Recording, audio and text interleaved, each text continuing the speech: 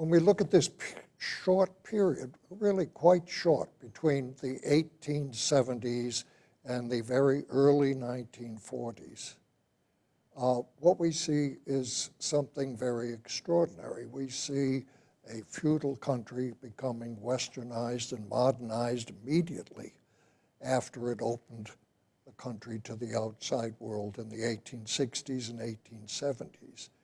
Then we will see trauma, destruction, because everything that had been built in the modern city was destroyed in the great earthquake of 1923. And then between 1923 and the early 1940s, there was an incredible reconstruction out of the rubble of a modern city. And then came World War II, and the city was completely destroyed again. So it's an incredible sense that we'll be seeing of challenge, growth, destruction, reconstruction, destruction again. It's a remarkable story. We have the good fortune of looking at these multiple transitions in the crammed period of just 70 years, transitions of the city of Tokyo, through the eyes of a number of very talented artists who used the medium of the woodblock print to explain what was happening.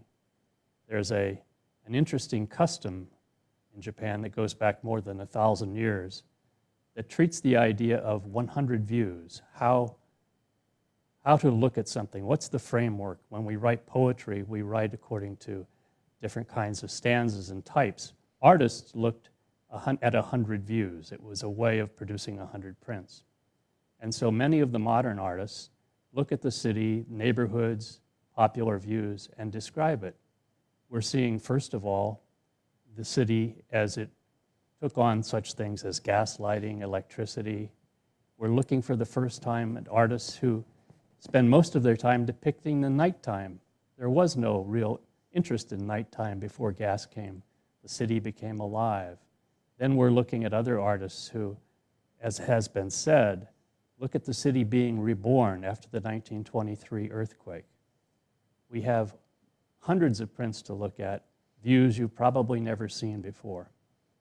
I think one of the things that's really interesting about the way we can look at these images is we can see them in great detail.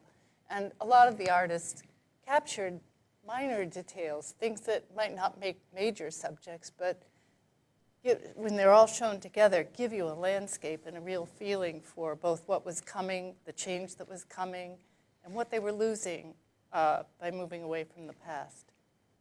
So welcome to our exploration of the many Tokyos that we see through the eyes of participants and artists of the time.